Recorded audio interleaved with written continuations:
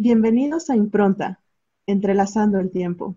Y para esta ocasión estamos Fati, Ver. Y Maite. especializadas en tiempos pasados. Y en esta ocasión tocaremos otro desastre, otra desgracia y suceso lamentable, los sismos. ¿Qué es un sismo? Pues básicamente un sinónimo que nos puede dar más una idea es la palabra terremoto. Viene del latín la tierra y movimiento, o sea, el movimiento de la superficie de la corteza terrestre, la cual es la capa más exterior de la geósfera, que es movida por movimientos internos de la Tierra, como puede ser las placas tectónicas, movimientos volcánicos e incluso actividad humana. Pero entonces, ¿cómo podemos reconocer o qué es un sismo? Pues bueno, para empezar existen dos tipos de sismos, el oscilatorio y el trepidatorio. En el caso del sismo oscilatorio, lo podemos identificar como un movimiento horizontal. Se siente que la Tierra se mueve de un lado a otro. En sí lo que lo compone son las ondas sísmicas que se atenúan mientras se expanden y al llegar al suelo blando el movimiento horizontal se amplifica. En el caso del sismo trepidatorio, este se da en lugares cercanos al epicentro y bueno, es donde se origina el movimiento de las placas. Es el movimiento que ocurre de forma vertical. En este caso las ondas son mayores que las horizontales, pero en sí los sismos son tanto oscilatorios como trepidatorios, solo depende en dónde se ubique el epicentro para saber de qué se está tratando.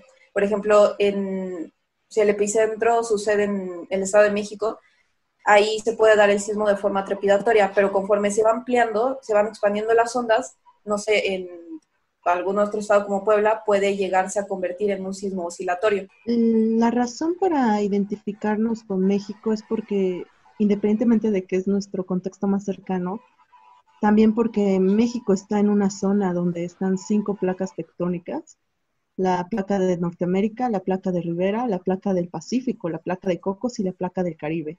Por eso es que hacen de México una zona para este tipo de desastre, de este tipo de hechos que pues, son parte de la vida diaria de muchos mexicanos, sobre todo en la zona sur, porque es justamente donde entran en colisión la placa de Norteamérica y la placa de los Cocos. ¿Cuál es el estado de México donde hay más sismos? Por esa situación y geografía es Chiapas y Oaxaca, porque están justamente en toda la costa suroeste del país. Es de ahí de donde más actividad sísmica se encuentra. ¿Cómo entonces se puede medir un sismo? Pues se mide por intensidad y por la magnitud. La intensidad es pues el daño que causa y la magnitud tiene que ver más con la amplitud de la ola y la distancia.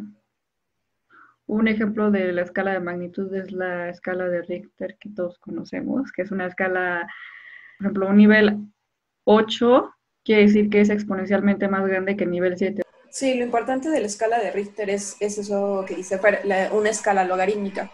O sea, se puede medir, antes se usaba, bueno, no sé si antes, son diferentes, pero la escala de Mercalli, esa se basa más en los daños que causa el sismo a las estructuras.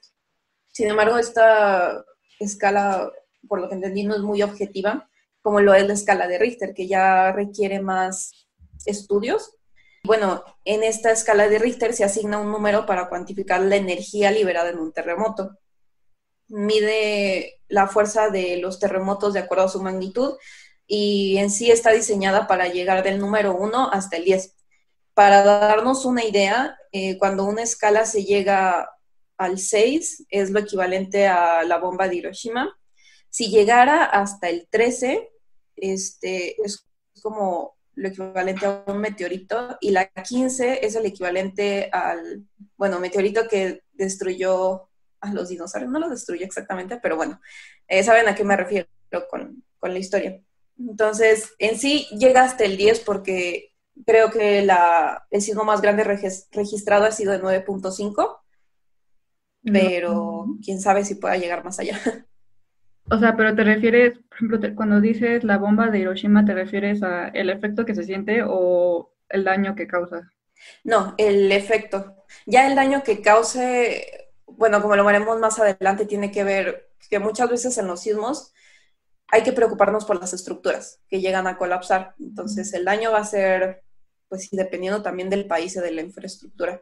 Pero en cuanto a cómo se siente, es el número. Hay que recordarlo. Justamente la misma naturaleza de este evento es el movimiento. Entonces, esos movimientos pueden ser naturales o humanos. Entonces, más bien es justamente cómo las consecuencias de esos movimientos. Y obviamente todo está regulado, todos estos estudios, todos estos hallazgos, escalas, pues justamente incluso tienen una ciencia, que es la sismología. Todo esto viene con mucho esfuerzo, yéndose observando y detallando para justamente evitar las consecuencias a daños humanos, como lo que hablábamos en la ocasión anterior. Sí, perdón, aquí, bueno, cometí un error. En 13 equivaldría al meteorito que destruyó a los dinosaurios, el 15 sería destrucción del planeta. Y eso obviamente ya rebasa la escala de Richter, ¿no? Porque pues, la escala de Richter viene hasta una base 10. Sí, yo creo que por eso consideraron hasta el 10. O sea, realmente creo que sería casi imposible llegar a un 11, pero quién sabe, no quiero desafiar al mundo. Sí, hay que considerarlo como lo hemos estado hablando.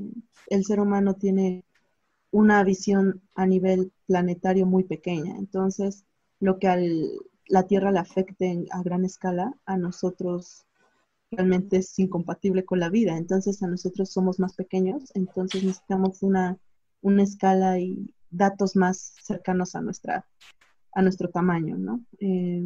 Hay movimientos como justamente las actividades volcánicas que pueden generar este tipo de repercusiones, pero también incluso bombas, pruebas subterráneas, subacuáticas que el ser humano va teniendo, pues también pueden generar esto.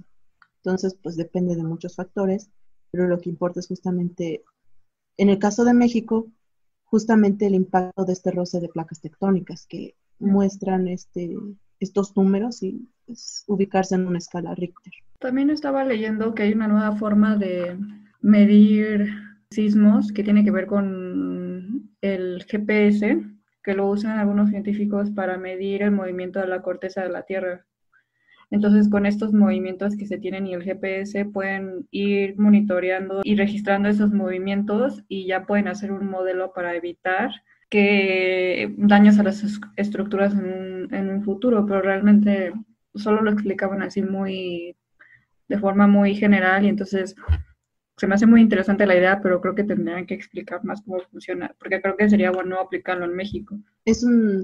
Muestras que entonces es un método reciente, experimental. Sí, bueno, no sé si llamarlo experimental, porque creo que en Estados Unidos ya tienen una red bien establecida, pero yo diría que en México sí sería experimental, porque obviamente no se ha aplicado y sería muy bueno aplicarlo aquí por lo mismo que mencionas, Fati, de que existen aquí las 5 placas tectónicas. O sea, creo que es un buen lugar para medir ese tipo de movimiento. Sí, igual, consideremos que las placas tectónicas están en todo el planeta, o sea, todos los países están con una placa tectónica, no creamos que México es especial por eso, pero lo importante y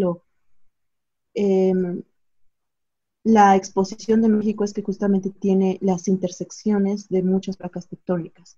Igual sucede mucho en Sudamérica.